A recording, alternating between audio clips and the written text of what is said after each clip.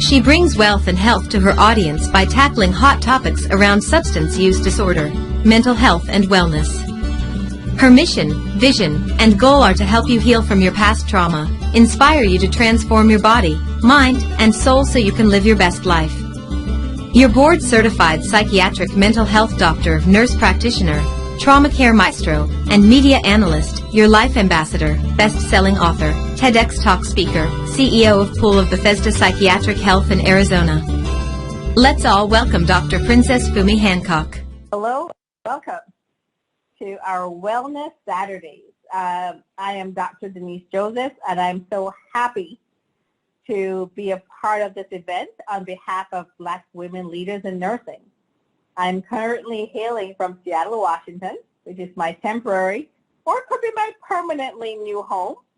And I am so happy to be here with my ladies, my leaders, my friends, my colleagues, spanning across the United States as well as outside of the United States, as we can see with Ms. Mika hailing from the Philippines.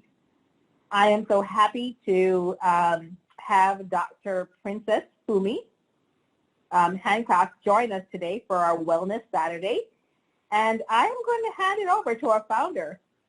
Dr. Misha proposed, and I speak faith when I say it, Misha Carey. Thank you, Dr. Joseph. Thank you. I just want to take a moment just to welcome everyone to the call. Welcome to Wellness Saturdays with BWLN. And we are just so honored. We are just so happy to have Dr. Princess Fumi Hancock joining us again. Last year, she joined us for Wellness Saturdays.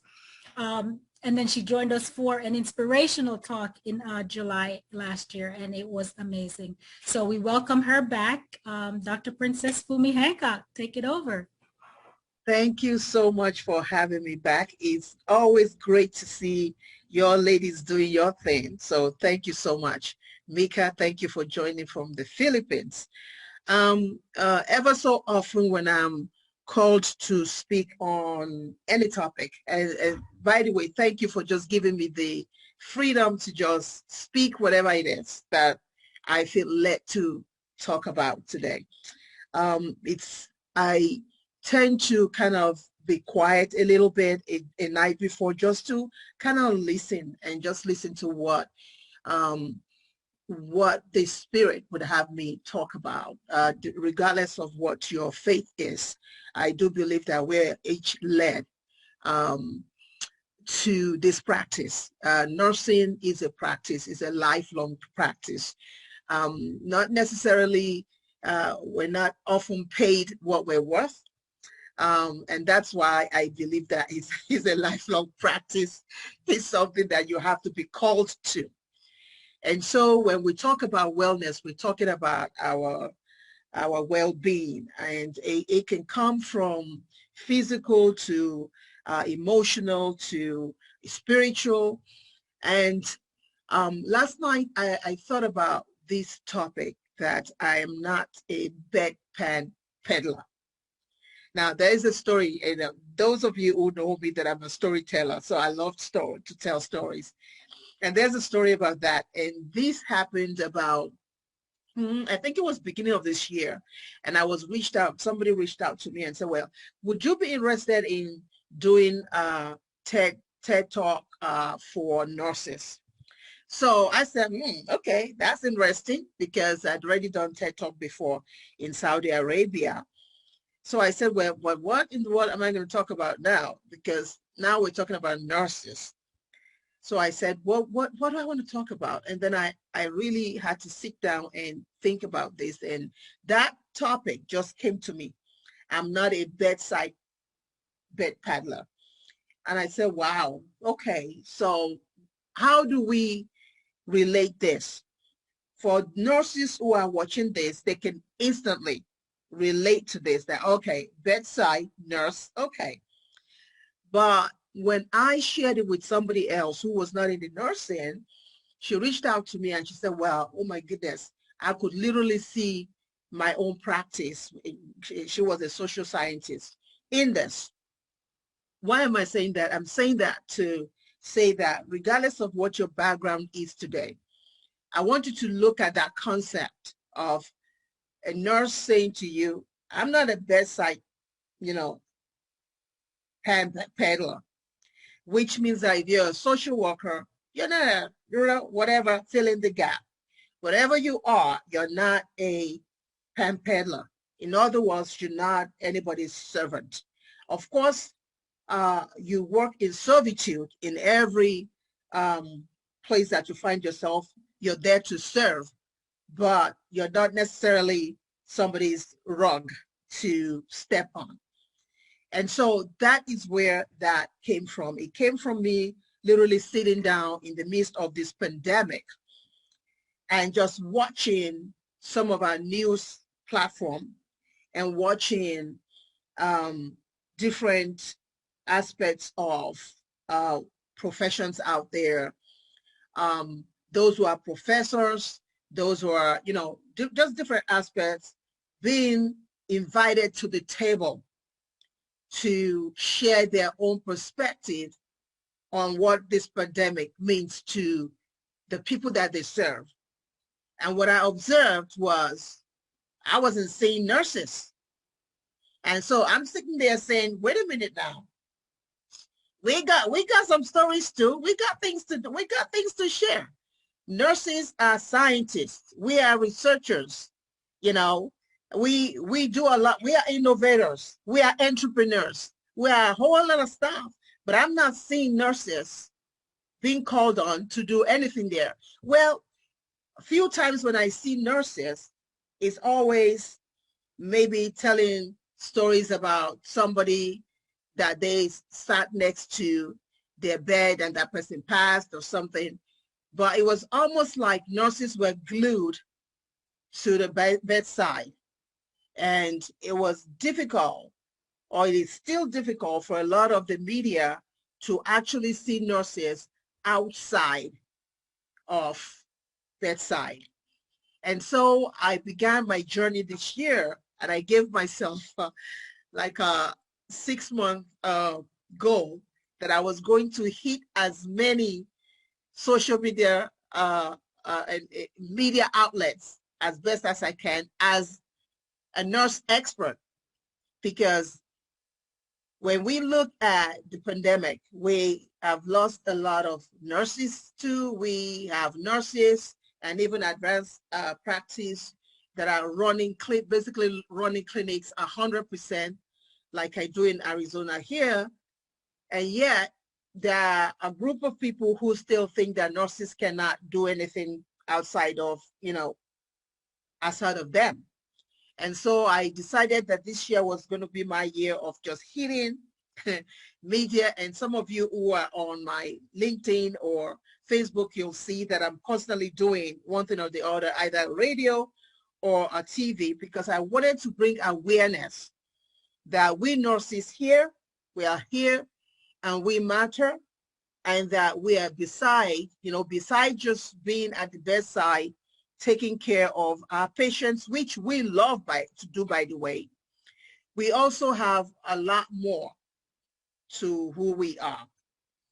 And so today, I wanted to share that with you all today, with the hope that even if you're not a nurse, you're going to get some information out of this and be able to sit down and say, this is a ha-ha moment for me. Perhaps I need to think about other ways that I could bring myself out there. So a few months ago, one of the nurse practitioners that I met contracted COVID, and she was admitted, and she was literally at the point of death. And many times those who knew her and who was also a part of my group, we actually thought we were going to lose her. But we did not lose her. And so when she was done, I said to her, hey, I have this show called Life Rehab TV. Would you care to share your story? And she said to me, oh, I'm always in the background. I just like to be in the background. I don't like to be in the forefront. And I did understand that. And I just said, oh, okay, when you're ready, let me know. But here's what that taught me about nursing. There are a lot of us in nursing, that's who we are. We like to serve in the background. That's just who we are. We enjoy it. We don't have to be, in the forefront to do what we do because we just love to do it. But we also live in an age now where it's important that if you want people to take your profession seriously, you have to come to the table. Let me repeat that again. If you want people to take you seriously and what you do seriously, you have to be willing to ditch fear, do it scared and afraid, and come to the table. What we're doing today, right? Black women leadership, nurse leadership. You are coming to the table. You're not just coming to the table, you're presenting the table to others to come to the table. So that the more awareness we have, the better we stand and the more opportunities nurses like ourselves do have. So I hope that not just nurses are going to learn from what we're going to talk about, but that the other professions too will look at it and say, well, what are we going to take from the table that is being presented us today? And what are we going to take to our own table and how are we going to implement it? So having said that, my name is Dr. Princess Fumi Hancock. People know me as your global vision midwife. Others call me your life strategist. It doesn't really matter. Some call me, I like this one. Some call me your compassionate TraumaCare Maestro. Now that one I like. I'm an African princess that's living in Diaspora. I've been living in America right now for, my goodness, almost 40 years. I'm a board certified doctor of nurse practice in psychiatry. And of course, I run groups of clinic in Arizona. So I am not a bedpan peddler, my goodness. So there are facts, there are myths, and of course, there are fears which surround our role as advanced nurse practitioners, even as nurses, right? So some will look at me today and say, oh, she is part of lifesavers, that we're lifesavers. Some would even consider me, when they see me in my clinic, they'll say, oh, she got listening ear. Many, of course, will also take their time to say that I do care diligently when I take care of them. While those in the media, other sectors such as the media or even my fellow counterparts in the healthcare sector might see me as a bedpan peddler, right? If you are one of those that are from the silent cultures like I do come from Nigeria, where my family has ruled since the 1280s in the southwestern region, they often regard nurses as just a sidekick to a physician. And remember, I want you to listen to the word that I said, physician. I deliberately chose physician because I made that conscious effort to understand that everybody and anybody can be a doctor. Let me say that again. Everybody and anybody can be a doctor. If you have a PhD, you're a doctor and you earn the right to be called a doctor. If you are a psychologist, you are a doctor, you earn the right. If you're literally arts, you're a doctor, you earn the right. And likewise, if you are a nurse practitioner who does, go into advanced practice, you earned it and you have the right to be called that. But what we see out there is that it's often easier for people to call a PhD holder Dr. So-so-so. It's even easier for people to call a psychologist Dr. So-so-so. But when a nurse who is advanced practice decides to call herself, hey, my name is Dr. So-so-so, then all hell breaks loose because people think you belong in the side bed. You don't, you're glued to the side bed, and because you're glued to the side bed, your degree must not matter. And where wellness comes in here is when we appreciate ourselves, right? When the industry, the nursing industry, when we appreciate ourselves, where we value ourselves, then other people will value us. And so I made a conscious effort that when I go to any clinic, I can be introduced to a physician, but nobody owns a TM, a trademark, to doctor, right? But what we often see is that we have physicians being, ascribed doctor, where a nurse who has a doctorate cannot. In fact, there have been places where they've been told you cannot use that because it would just confuse people. Now, people are not that dumb. No, they're not confused. Those who come to us, those who come to nurses, they come because of exactly who we are. They don't come because they're confused, but they come because of who we are. And so part of wellness is also understanding the power of who we are, understanding that whatever you are in the spectrum of things, an RN, a DN, whatever you are, whoever you are, understanding that you matter. That's the beginning of wellness. That's the beginning of wellness. Understanding that whatever it takes, it took you a lot to get to where you are today. For those of you who have come together with this group, it took a lot to even bring it to this. I bet there's still a lot of struggles behind the scenes. I bet there are times you don't even want to do nothing about it because you're just flat out tired. But you get up because you know the power that is within that. You know the possibility of what this group can do to Black and brown communities. You understand the fact that we need to be at the table too. Groups like this help us to be at the table. So whether you are a social scientist, whether you are an artist, whatever it is that you're a part of today, being at the table is also wellness. Because when you are not performing to that ability, to the ability of the capacity of who you were meant to be, then your mental wellness is going to be in crisis.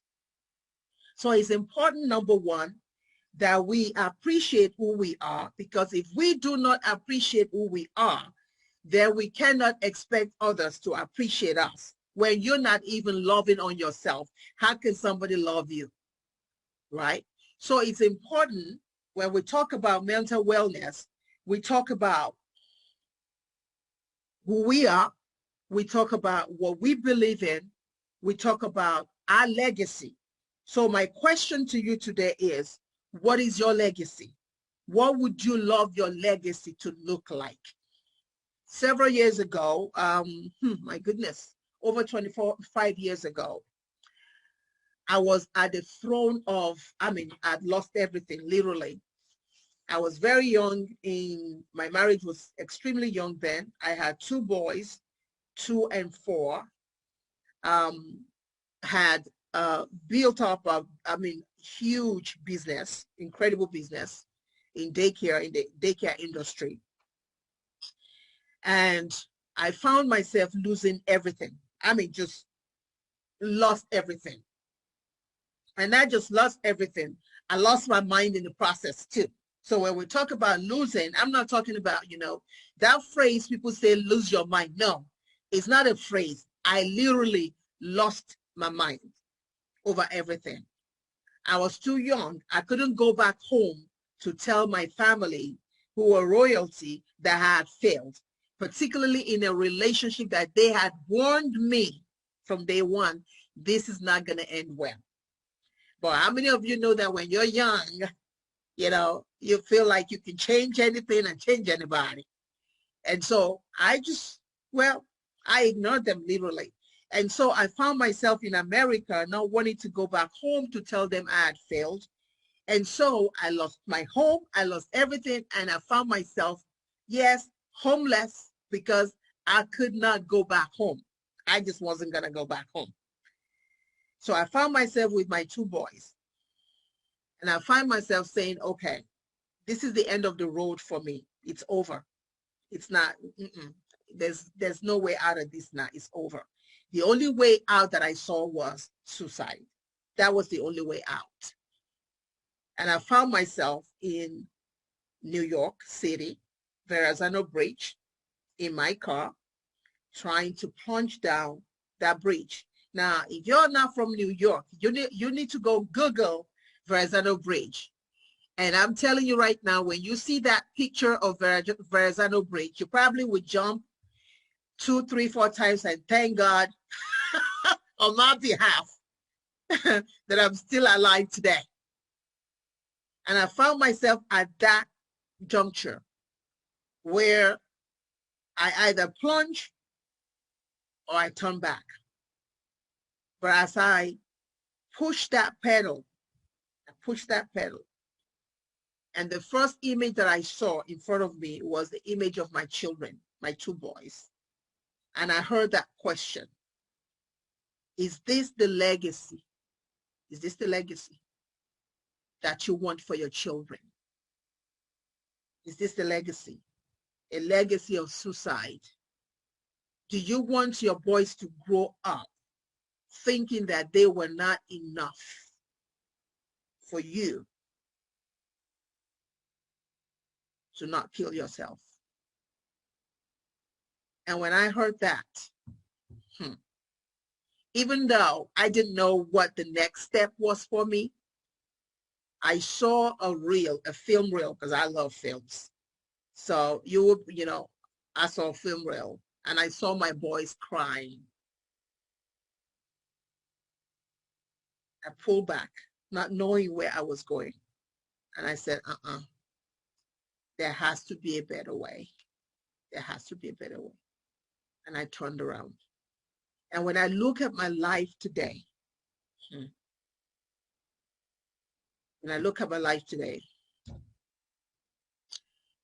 there are times I wondered, what if I had completed that suicide? What if I had completed it?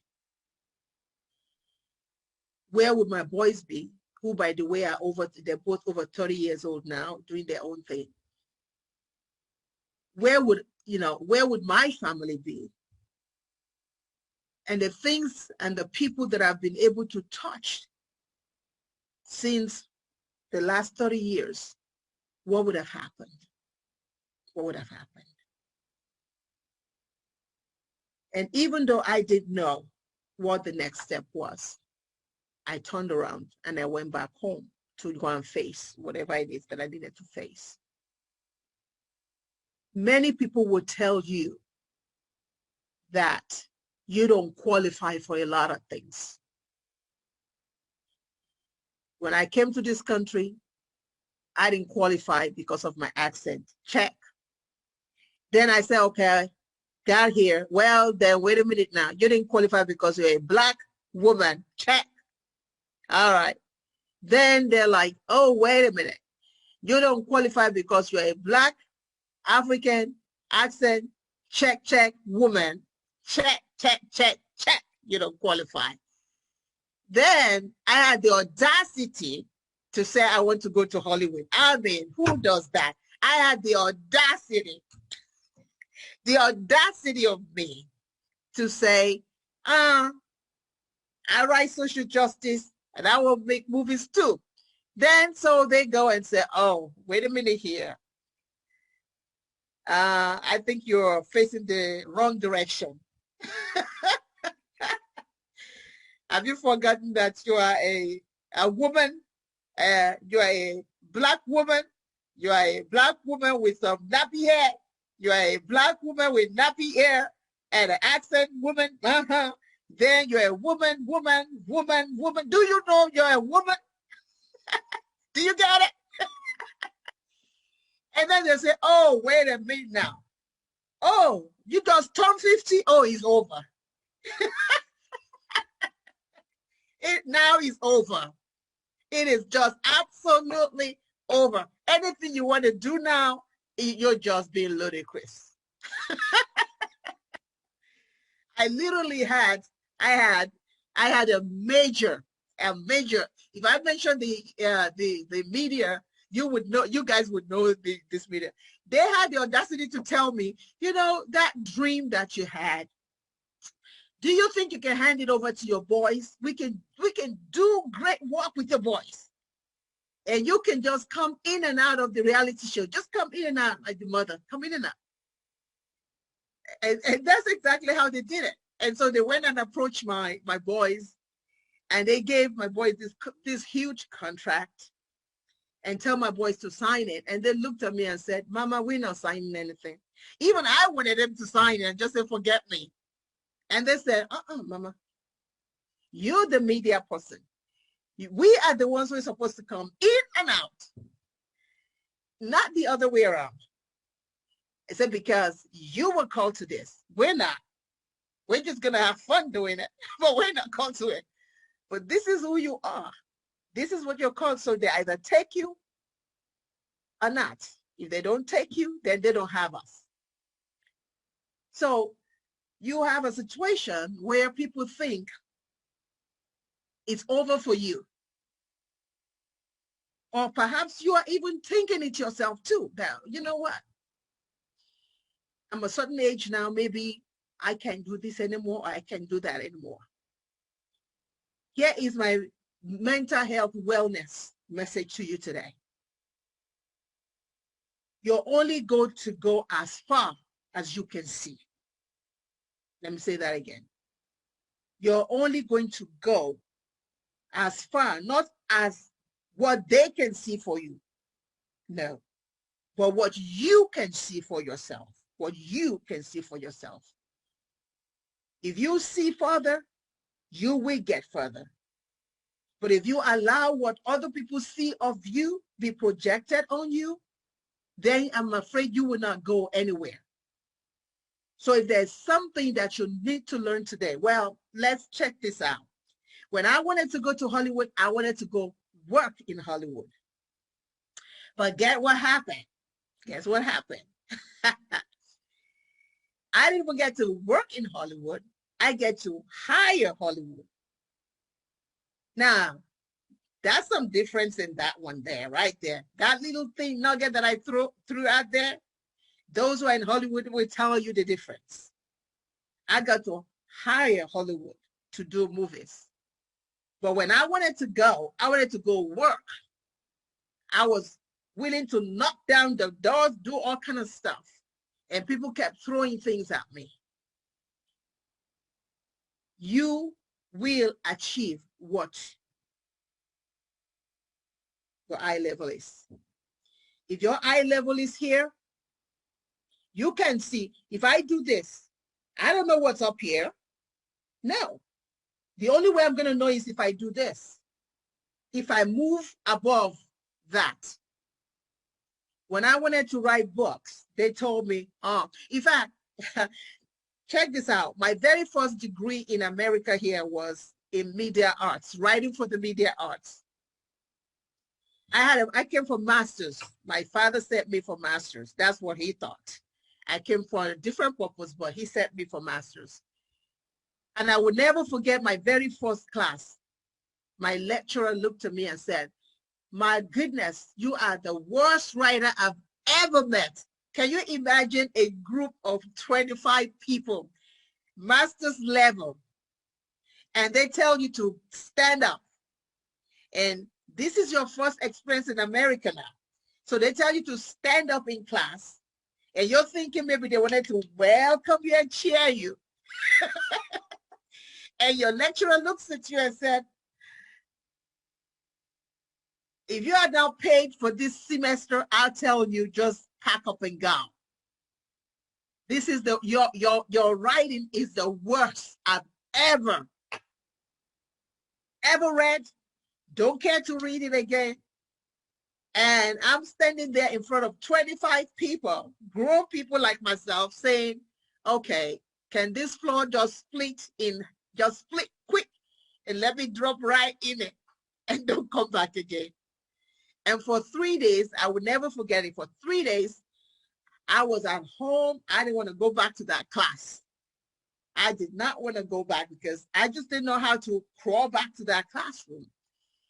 And I remember crying, just crying really, and saying, my goodness, I had high hopes for myself.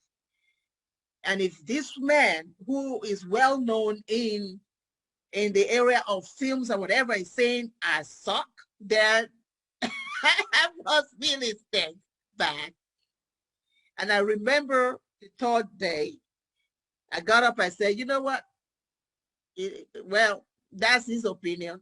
So I walked back into that classroom and he looked at me. He looked very surprised. And I said, but sir, why are you surprised? Why are you looking surprised? He said, well, after what I told you the last time, I didn't think you were going to show up. I didn't think you were going to have that gall to even show up again today. And I said, well, I heard what you said. I heard it. But here's it. I want to give you a challenge. Since I'm such a challenge, well, will you take this challenge on? He said, what do you mean by that? I said, well, you said I'm a challenge. You literally said I suck. So, and if I'm that bad, and if you're that great at writing, then you must be great at teaching. So here we go. This is who I am. What are you going to do about it? And this man took me on. The same man who the first day said, this is the worst person I've ever seen written in his entire life. At the end of that, of a year, the same man turns back and says, everybody, this is the best screenplay I've ever read in my life. Can you imagine human beings? What if I had taken my life with what he said in the first place? The same man who said I sucked and I was the worst he's ever known, turned around a year later and said, everybody, you all need to emulate her because she's the best that I've ever seen. And she's going to go somewhere. I say that to say that you cannot allow people's judgment of who you are or what they think you should be doing or not do determine where you want to go in life. You cannot do that. And so for me, began my process. Over 40 publishers, I want you to hear this, over 40 publishers said no to my first book. In fact, after 40, I stopped counting. I don't even know where I got the energy to even count to 40, frankly, because I think by the 9th one, I was already like, okay, somebody is right somewhere. But over 40 said no. And after 40, I said, okay, if y'all won't open the door, I'll open the door for myself. I'll do what I got to do. And I found myself writing. Published my first book. And in 3 months, it became a bestseller. Published the second one, became a bestseller.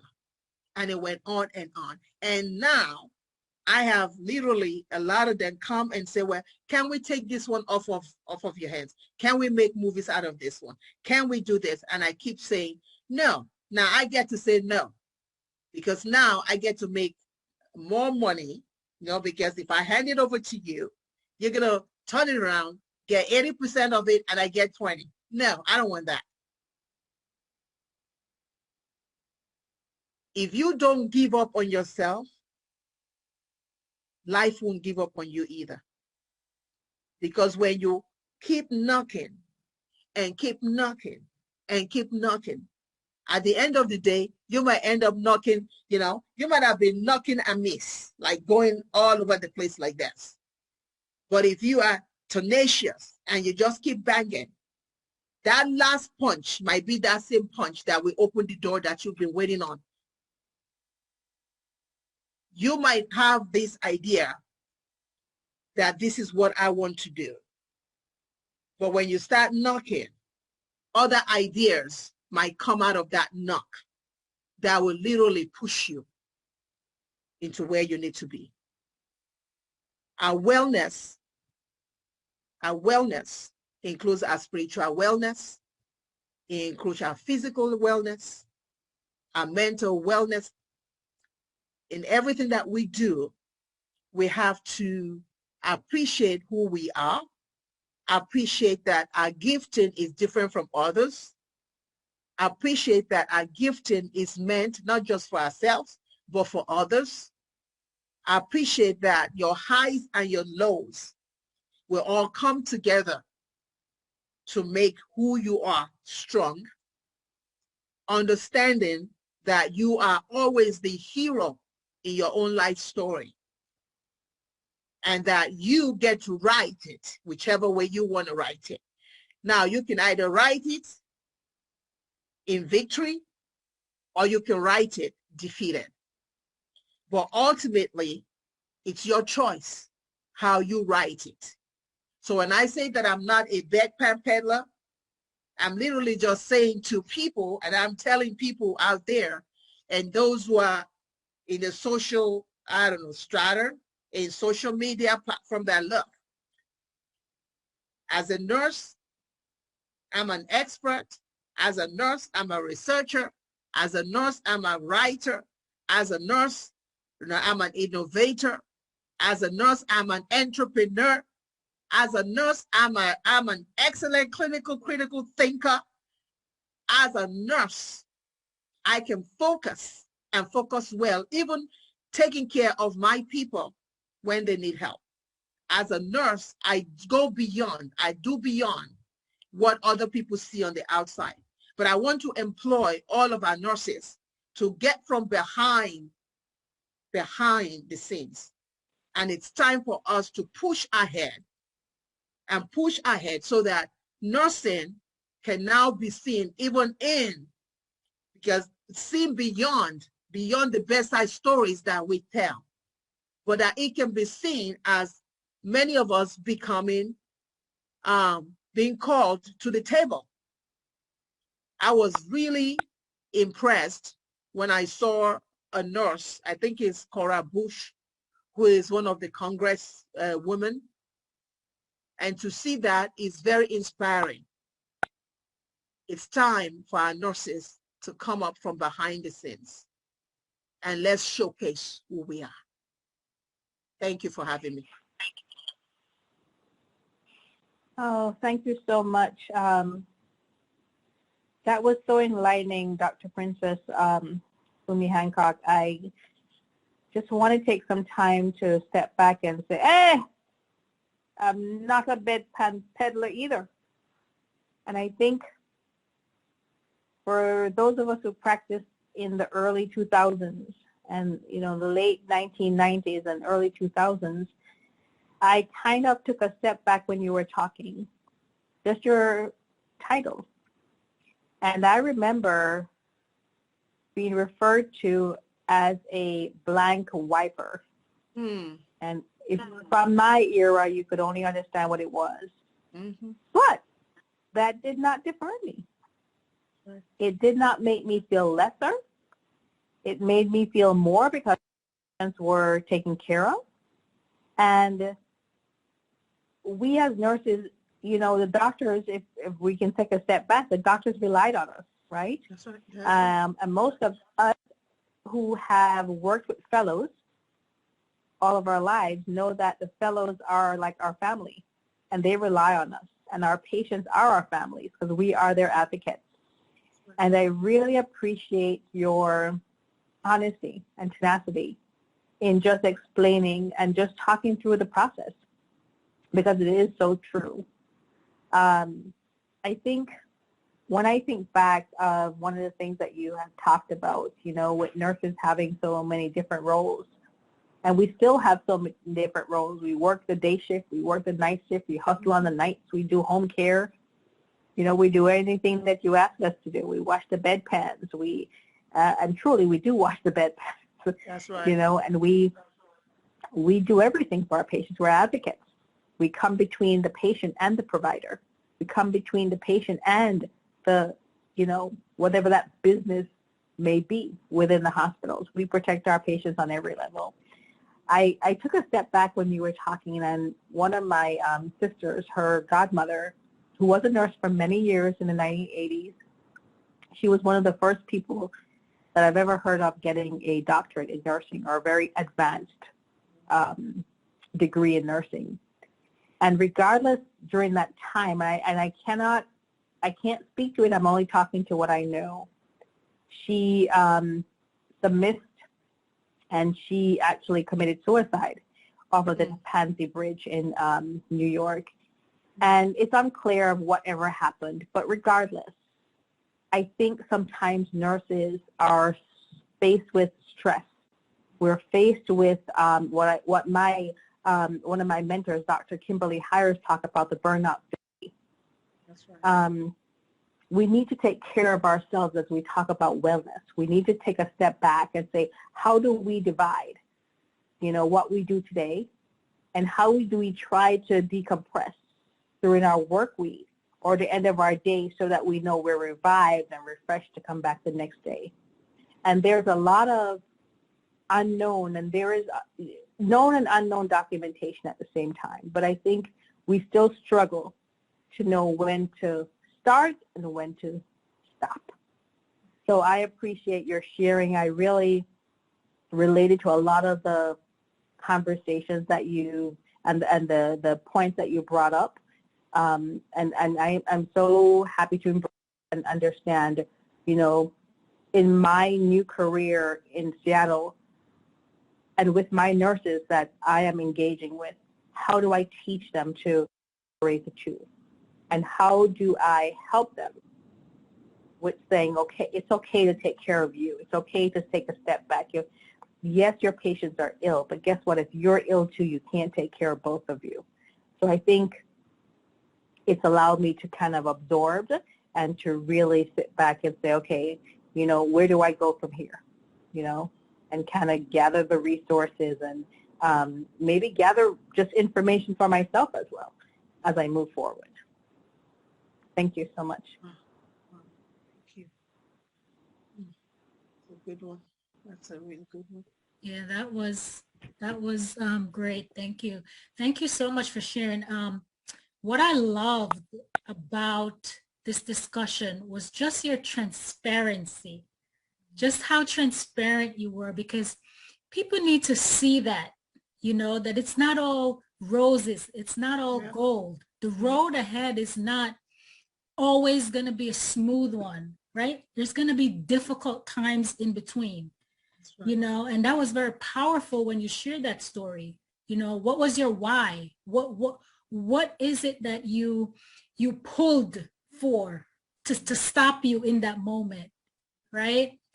Your why, right? Your why has to be bigger than whatever problems or whatever difficult times that you have going on. And for you, your why was your children, right. So it's very important, even for people who do not have children, you still have to identify what your why is in difficult times, because there's a lot of people going through difficult times. You may not know, they may not be comfortable to share their stories, right? And to hear your story, it could be just what they need to see that, okay, I may be going through a difficult time, or I may go through a difficult bump in the road ahead, right? But we have to be able to see beyond that, right? It doesn't mean it ends there for you, right? If something doesn't go right for you now, it doesn't mean that everything else that you get involved with is not going to go right. And so what? Even if they don't, even if 5 more times things come up, right? You have to just believe that you have a purpose, right? Take care of yourself, pour into yourself, and just envision something better ahead. So I really appreciate that you are so transparent with sharing that part. And we know you have a lot of accolades. I mean, it stretches. We know that you do a lot of amazing things, but the fact that you're able to share, you know, that it wasn't always like that. You know, you went through some bumps in the road ahead. So I appreciate you sharing and being so transparent. Thank you. Can I just quickly interject, if you don't mind? Sure. That way, now that we're discussing and there are no questions. There's power when we share. You know, our strength is in our story. And a lot of times when you look across the social media, what a lot of people tend to want to present is all that flashy stuff.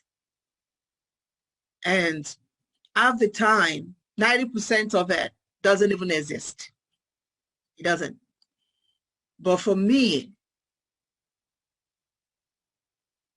I almost died. And not just once and not twice. I mean, countless times. And I remember when I was sleeping on the floor. When I say sleeping on the floor, I'm not talking about a mattress on the floor, y'all. I'm talking about a thin bedsheet on the floor. 3 years with my boys, New Jersey. And I said, God, if you get me out of this, anywhere you put me, I don't care how big or how small the platform is, I will open this mouth and I'm going to share so that somebody who might be going through it or who is yet to get through it will remember. And I was on the floor 3 years, hard, cold floor in New Jersey, 3 years. Then I would get up from that floor, couldn't find no job, master's degree holder, couldn't find a job. We'll get up there and end up at, they call it, what's this storefront? 7-Eleven. That's right. Run by an Indian man. God bless that man. He was the only person in that area that could give me a job. And even at that, he could not give me a job in front of the store. He was only able to give me a job in the deep freezer. People on social media call me the deep freezer lady. That's why. He was only able to give me a job in the deep freezer. And he would say to me, well, graveyard chef, my boss is not going to be here. If you can come into the deep freezer and just arrange the deep freezer. And I will go into that deep freezer. And do you want to know that that is where my vision started? In the deep freezer, y'all. That's where things began to turn around for me. In the deep, somebody is about to get a breakthrough on that one. In the deep freezer. You know how tall those deep freezers are at the deli stores? That's where things turned around. It was in that deep freezer. I mean, I remember my first night in the deep freezer. I was in so much pain. I didn't even know it was deep freezer. I wasn't feeling that cold, yo. I was not even, that was how much pain I was in. And I would roll on the floor from one end to the other after putting things away, roll. Oh, I need help. I need help. I need help. I need clarity. I need clarity. And a collection of my book, Your Vision Torch. If you get a chance, go get it. Your Vision Torch, how to re-engineer your life purpose. That's where it came out of. How to re-engineer your life purpose. In that deep freezer was where that clarity began to come. So there are times you might find your, where am I going with this? You might actually find yourself where you don't want to be, in a place that feels like a deep freezer to you. Mine was a literally deep freezer. But you can plug in anything in that deep freezer. And you don't want to be there. You shouldn't be there. You don't think you're supposed to be there. And that might be where you need to be broken to be rebuilt again. So some of us might need to be broken to be rebuilt again. Just like finding your big why is equally finding your deep freezer, so that you can be broken to be rebuilt again.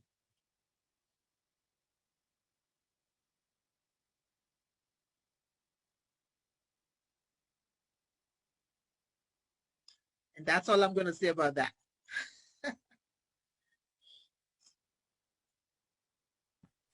You're muted, Dr. Joseph, we can't hear you. Oh.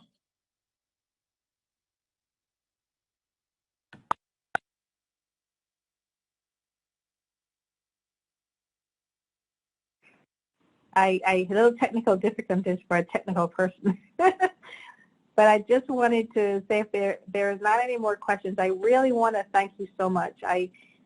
You've given us a lot to think on, and you've given us a lot to absorb, and lots of thoughts for another conversation or additional conversation part 2, I think. Strategies, right, of how to really deal with what we're faced with. And yes, we're not perfect. We know that. Yes, we've been, I don't want to say ostracized, but we've been labeled, yeah. But I think as we acknowledge our own selves and we know our potential and we know what we can do, as we partner with BWLN and we bring in our nursing leaders and we bring in our experts, we bring in wellness Saturdays in other kind of forums throughout the month that we go through, I think it's so important to be able to touch point, take our own pulse check. Where are we right now? Where do we need to go next? Or do we need to take a step back? And I think there's a lot of us who think, oh, I can keep doing it, I can keep doing it. But guess what? Relax. Take a breather. If you don't take care of yourself, you can't take care of anybody else. And I think that is just so important. I do want to open it up if we have any questions. Misha, I don't see anything in the chat right now. Just really acolytes of, very great discussion. I think it was well worth it. I don't know if Shelly, and if you're on the call, or maybe Misha, you're monitoring Facebook, if we have any questions from our Facebook colleagues. No questions at the moment. Just thank yous. Oh, great. I think it was very, very robust and very well needed kind of conversation, Dr. Fumi Hancock, and I am so glad that I had the opportunity, even with our time differences. I know I couldn't miss this one. Our first one was awesome, and I really enjoy every time you come on and share with us, because I want to take a step back, which as I end out our meeting for today, is there anything else that you would like to share, Dr. Hancock, or anyone else want to share with us before I close out? No, I'm done. Balance. Thank you so much for having me. Perfect. I really appreciate it. Perfect. Awesome. Great feedback. Great to hear you and your story. So I want to take a step back and take little step back. So as I end, I want to thank you, Dr. Fumi, for coming. We are always very happy and very elated when you are able to come and join us. And I want to close, for those of you who don't know Dr. Fumi Hancock, she is a princess of Suburbia, and she is the African princess living in Diaspora. And she's a board-certified psychiatric mental health practitioner. She is a nurse in practice, which is a doctor of nursing practice. She is the CEO of Pula Bethesda Psychiatric Health Clinics in Aurora. And she also has an on-air TraumaCare Maestro kind of event that she puts on, and the Global Life Rehab ambassador as well. She's one of the first Johnson & Johnson Nurse Innovation Fellows, whose role was to bridge the gap between Africa and the U.S. health system. There's a lot you don't know about this powerful woman, but I want to share it with you. She's also an award-winning talk show host of an online town hall series, Life RehabTV, a Hollywood NAFCA African Oscar, and Indiefest as well, winning nurse turned filmmaker. We have many hats, as a lot of you know. And she is also a TED Talk speaker and a best-selling author, as she has expressed previously, of helping hurting people rewrite their trauma stories and discover their. Oh, Dr. Fumi Hancock, we thank you so much for spending your time with us. We are so happy to have you on each and every time. And for our public, we are really happy that you joined us as well. And as we continue to have our series, you're very welcome. As we continue to have our series on Wellness Saturdays, we hope that you continue to join us. And our founder, Misha Carey, will close us out. Thank you. Again, thank you so much for that recap, Dr. Josephs, with all the amazing things that Dr. Princess Fumi Hancock does. Thank you, Dr. Fumi Hancock, for coming again. Thank you, everyone, for joining us on the Zoom and for everyone that's watching on Facebook. Next week, Saturday, we will have our final Wellness Saturday series for Mental Health Awareness Month. We will have a panel. And we will invite everyone that has spoken before in this series back to join us as well. So thank you again, everyone, and enjoy the rest of your weekend. Thank you. Thank you for listening to Tear the Veil with Dr. Fumi. We hope you have enjoyed being a part of today's show and that we have helped you in shining. For further information, you can visit us at drfumiPsychdNP.com and pobpsychiatry.com.